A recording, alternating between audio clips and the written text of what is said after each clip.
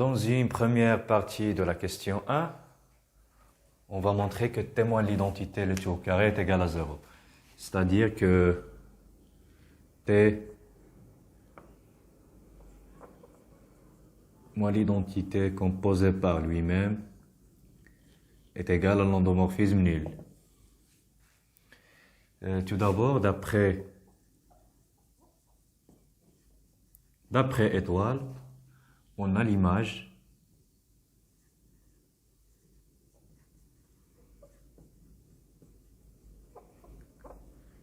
de témoin l'identité est inclus dans le noyau de témoin identité.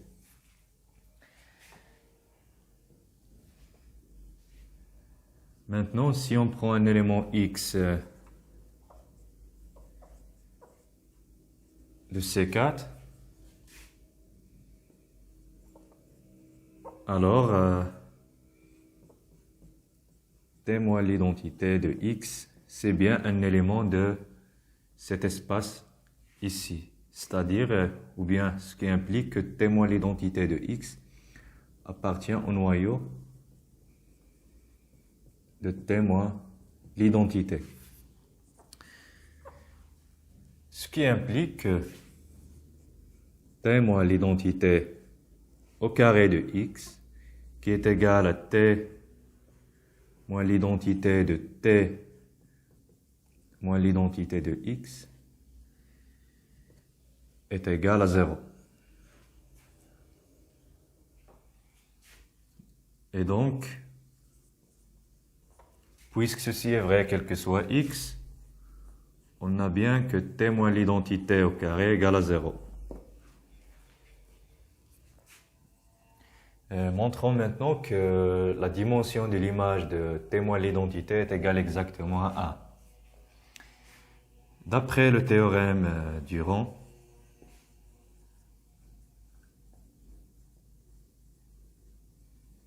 on a 4 qui est égal à la dimension de C4. C4 est un espace vectoriel sur C. Est égal à la dimension du noyau de T moins l'identité plus la dimension de l'image de T moins l'identité. Et puisque H est un sous-espace du noyau de T moins l'identité, alors la dimension or H est inclus dans T moins l'identité et la dimension de H est égale à 3.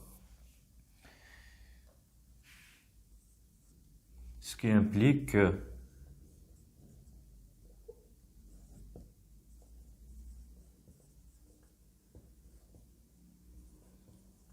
la dimension du noyau de T moins l'identité doit être supérieure ou égale à la dimension de H qui est égale à 3. Et donc,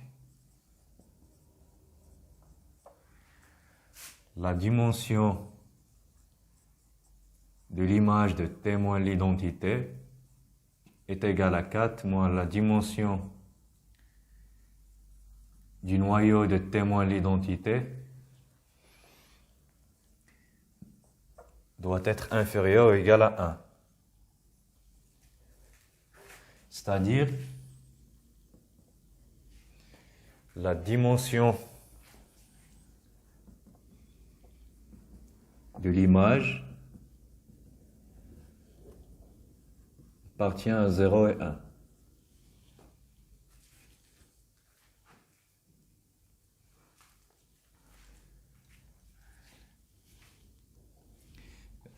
Si on suppose que la dimension de l'image de T moins l'identité est égale à 0,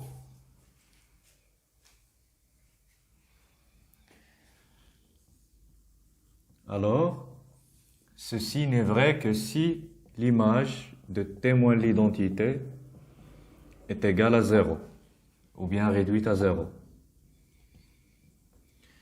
Et ça, c'est exactement dire que témoin de l'identité est égal à l'endomorphisme nil, ou bien T est égal à l'identité. Mais, d'après l'hypothèse, T est un endomorphisme différent de l'identité. Donc, c'est une contradiction.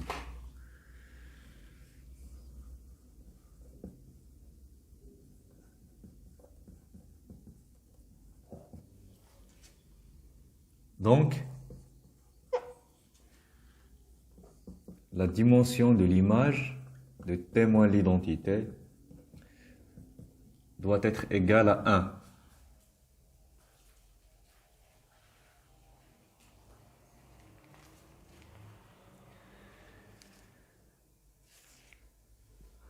On déduit maintenant que H est égal au noyau de T moins l'identité et que T de I est différent de I.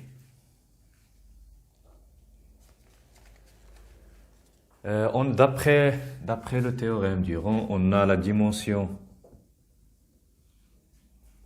ou bien H est un sous-espace du noyau de témoin de l'identité, mais la dimension du noyau de témoin de l'identité est égale à 4 moins la dimension de l'image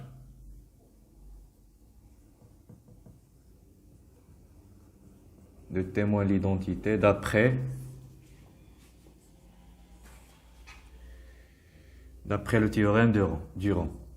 Et ça qui est égal exactement à 3. Donc on a H inclus dans le noyau de témoin de l'identité. Les sous-espaces ont la même dimension qui est égale à 3.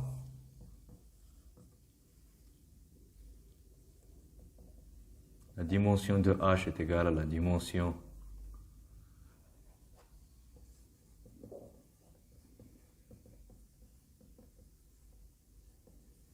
du noyau de témoin de l'identité. Alors, cette inclusion doit être une égalité. H est égal à témoin l'identité. Montrons maintenant que T de I est différent de I.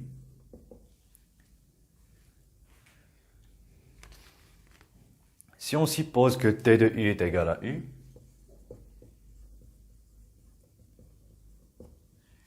ça c'est équivalent à dire que T moins l'identité de I est égal à 0.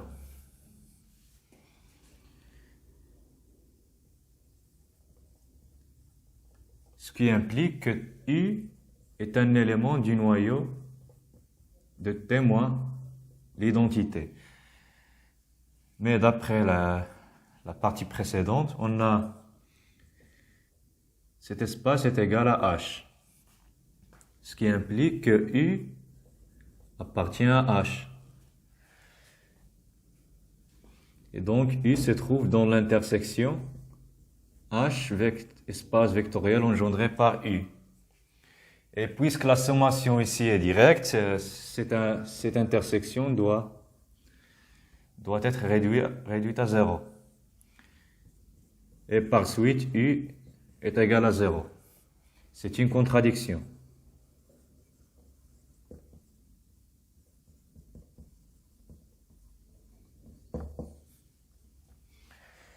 D'où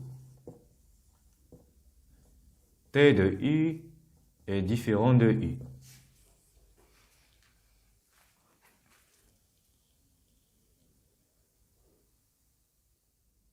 Deuxième question montrant que T est bijectif et que l'endomorphisme T vérifié étoile. Puisqu'on travaille sur un espace de dimension finie, alors il suffit de montrer que T est injectif. On prend un élément X du noyau de T. Par définition, T de X est égal à 0. Et ceci implique que T moins l'identité de X est égal à T de X moins l'identité de X est égal à 0 moins l'identité de X, c'est moins X. Maintenant, on a 0, le vecteur nil est égal à T moins l'identité au carré de X. C'est d'après la question 1, cet endomorphisme est nul. Est égal à T moins l'identité de T moins l'identité de X est égal, je remplace cette expression ici par moins X, c'est moins X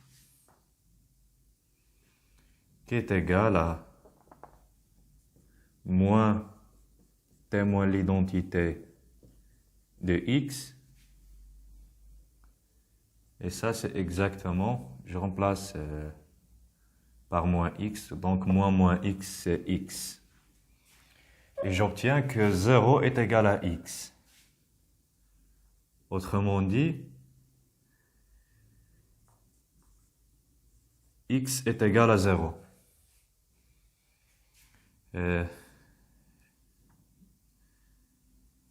Et donc, le noyau de T est réduit à 0.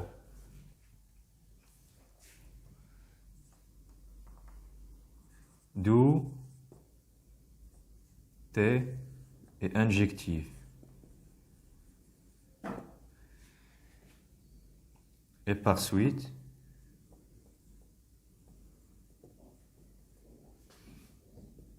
il est bijectif.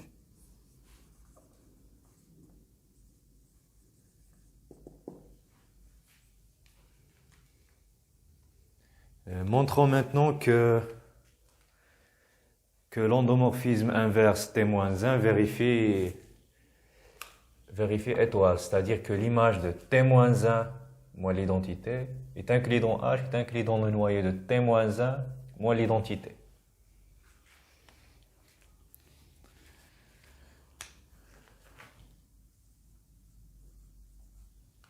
Montrons que l'image de T-1 moins l'identité est inclus dans H, est inclus dans le noyau.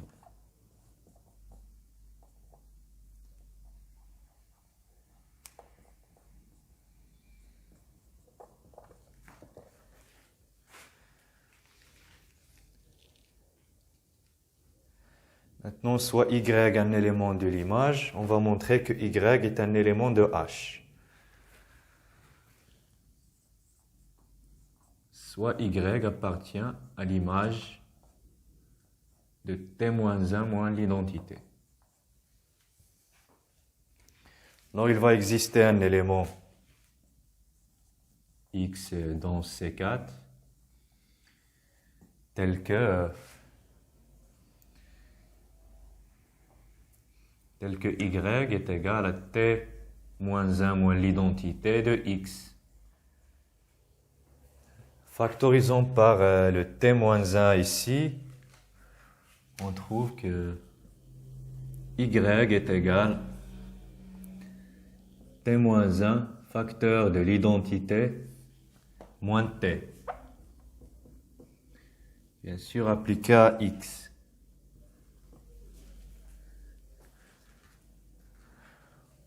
En fait, T-1 multiplié par l'identité, c'est T-1. Et T-1 multiplié par T, c'est l'identité.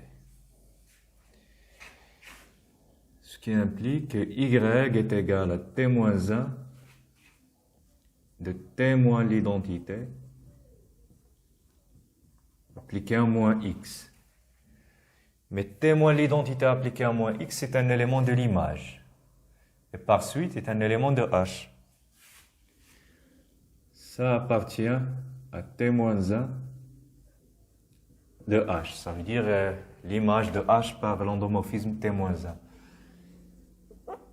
Car t moins l'identité de moins x appartient à l'image de t moins l'identité qui est un sous-espace de h. Maintenant, je rappelle que h est égal au noyau de t moins l'identité. Ça, c'est d'après la question précédente. C'est-à-dire, quel que soit h, petit h d'un grand h est dans le noyau de t moins l'identité. Ou bien, quel que soit h d'un grand h, t de h est égal à h. Implique que quel que soit h appartient à h. Si j'applique le t moins 1 de t de h, ça donne h. Et dans l'autre côté, t moins 1 de h. Ou bien j'écris t moins 1 de t de h est égal à t moins 1 de h. Implique que quel que soit h d'un grand h, t moins 1 de h est égal à l'identité de h, c'est h.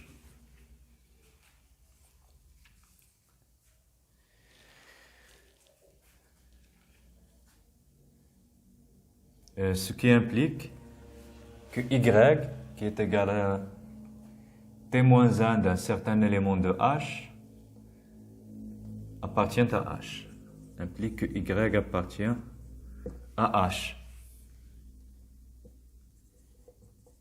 Et donc, on vient de montrer la première inclusion.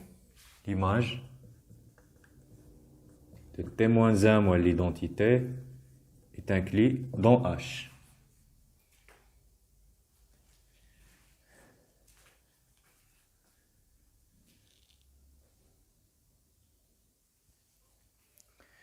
Pour l'autre inclusion,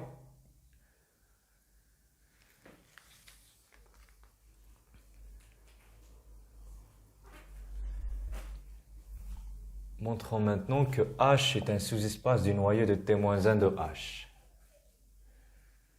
Alors, notons cette partie-là par 2 étoiles. Alors, 2 étoiles, ou bien d'après 2 étoiles, si H est un élément de H, alors T-1 moins l'identité de H est égal, et j'ai oublié d'écrire d'après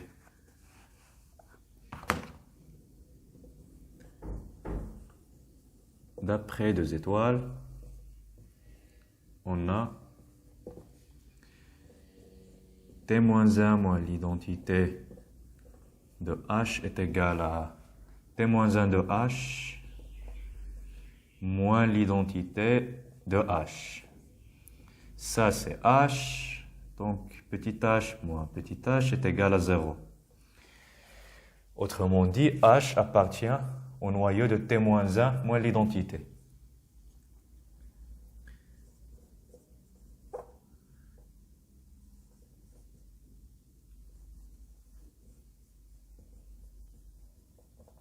Et puisque ceci est vrai, quel que soit H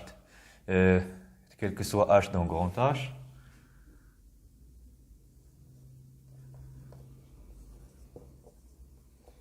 et donc, ou bien il s'ensuit que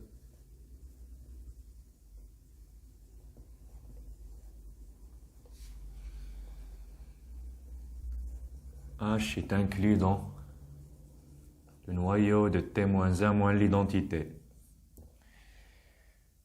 Je note la première inclusion par 1, la deuxième inclusion par 2, 1 et 2.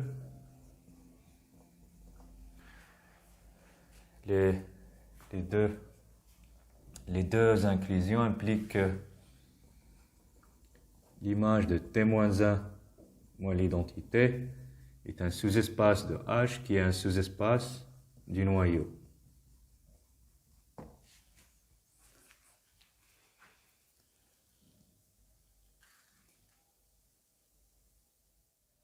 Cherchons maintenant une base B de C4 dans laquelle la matrice de T dans cette base possède cette forme. Tout d'abord, on pose le x1 est égal à T de I moins I. Comme T de I moins I est égal à T moins l'identité de I est un élément de l'image de T moins l'identité, alors le vecteur x1 doit être un élément de H, d'après la première inclusion. Donc, x1 appartient à H. De plus, x1 est différent de 0, car T de U est différent de U. Je pense que c'est d'après la question 1. Maintenant, on complète x1 par deux vecteurs x2 et x3 pour obtenir une base de H.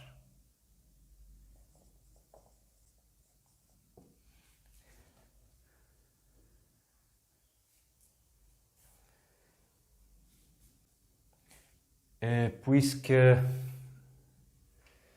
ou bien d'après cette égalité, on a x ou bien T de U est égal à x1 plus U.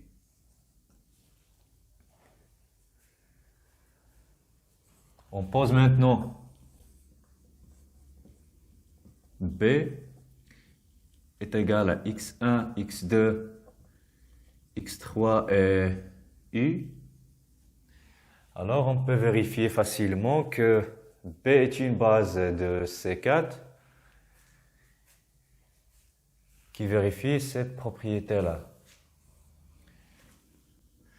B c'est une base parce que U est une base de la droite vectorielle U, et les vecteurs x1, x2, x3 forment une base de H. Donc B est bien une base de C4. Maintenant on calcule la matrice de T dans B, MT de B.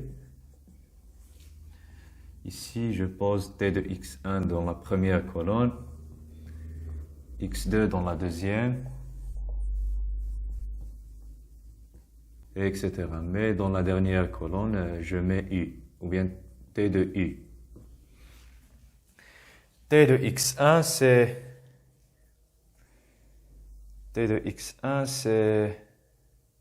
x1, c'est un élément de H. Donc, en particulier, T de x1 est égal à x1, car x1 appartient à H. Ou bien je mets T de xi est égal à xi, car xi appartient à H, quel que soit i appartient à 1, 2 et 3. C'est d'après la deuxième inclusion. Maintenant, puisque t de u est égal à x1 plus u, donc maintenant on peut calculer la matrice excusez-moi, la matrice de t dans B. T de x1 c'est x1, donc 1, 0, 0, 0. T de x2 c'est x2, donc 0, 1, 0, 0. De même ici 0, 0, 1, 0. Mais la dernière c'est T de u c'est x1, donc 1 plus u, donc ici 1 et 0 dans le reste. Et finalement la base B est convenable.